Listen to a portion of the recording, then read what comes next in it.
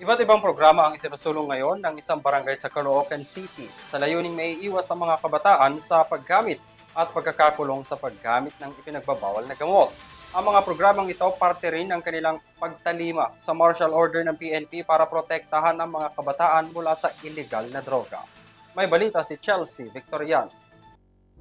Pinag-utos ni Philippine National Police PNP General Nicolas Torre III nitong Biyernes sa Barangay Anti-Drugs Council na mas patatagin pa ang pagpoprotekta sa mga kabataan kontra illegal na droga. Ayon kay Torre, may mas advantage ang barangay dahil nasa kanila ang primary source kung sino sa mga residente na nasasakupan nila ang may mas kailangan ng interbensyon. Bilang pagtugon, isang Barangay 164 Caloocan City sa mga agarang aksyon tungkol sa martial order. Ito ay pinunahan ni punong barangay na si Ferdinand M. Soledad na kasalukuyang nagtataguyod ng mga livelihood programs at mga aktibidad para sa mga kabataan. Sa totoo lang po, ako po sumasang-ayon po doon at nakita ko po yung magandang adhikain po ng ating Chief PNP na dapat po ang peace and order ay magsimula po sa ating barangay.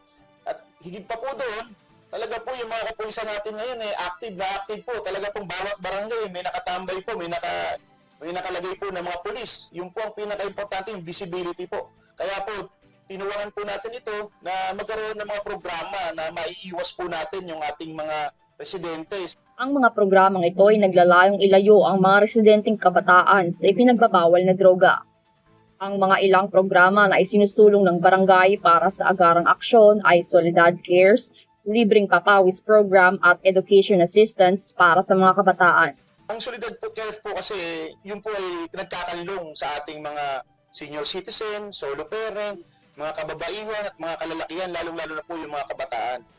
Bilang marching order ni Chief PNP Nicolas Torre III na dapat nagsisimula sa isang barangay ang peace and order at pagsusugpo ng droga, isa sa tumugon dito ang Barangay 164 sa Caloocan City sa pamumuno ng kanilang punong barangay na si Ferdinand M. Soledad na nagtayo ng maraming livelihood program para sa mga kabataan. Para sa EuroTV News, Chelsea Victoriano, sumasaludo sa bawat Pilipino.